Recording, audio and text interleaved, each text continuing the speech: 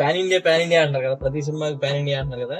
ఒక్కలో pan India dubbing చేసి pan India అంటారేంటి, నాకు అర్థం కాదు.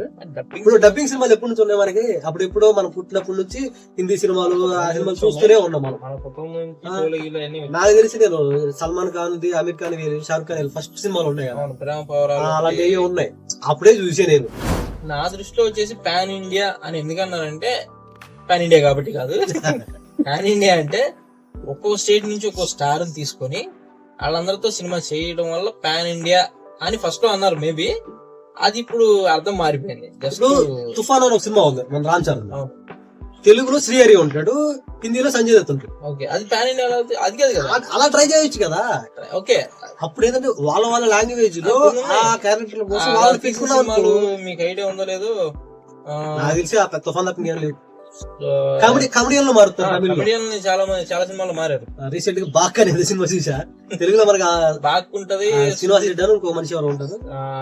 మన విశాల్ సినిమా సెల్యూట్ లో కూడా మనం బ్రహ్మానందం గారు చేసే భారతీయుడు క్యారెక్టర్ దాంట్లో వేరే వాళ్ళు పిస్తాలో కూడా ఉంటుంది కదా. పిస్తా అయితే బ్రహ్మానందం, ఎంఎస్ నారాయణ, బట్ అది ఓకే, అది పాన్ ఇండియా కింద రాదు నాకు తెలిసి. ఎక్కడ వాళ్ళు అక్కడికి వస్తున్నారు, పాన్ ఇండియా రాదు. ఒక్కో స్టార్ ఒక్కొక్క దాని కిందకి వస్తే పాన్ ఇండియా నా ఉద్దేశం.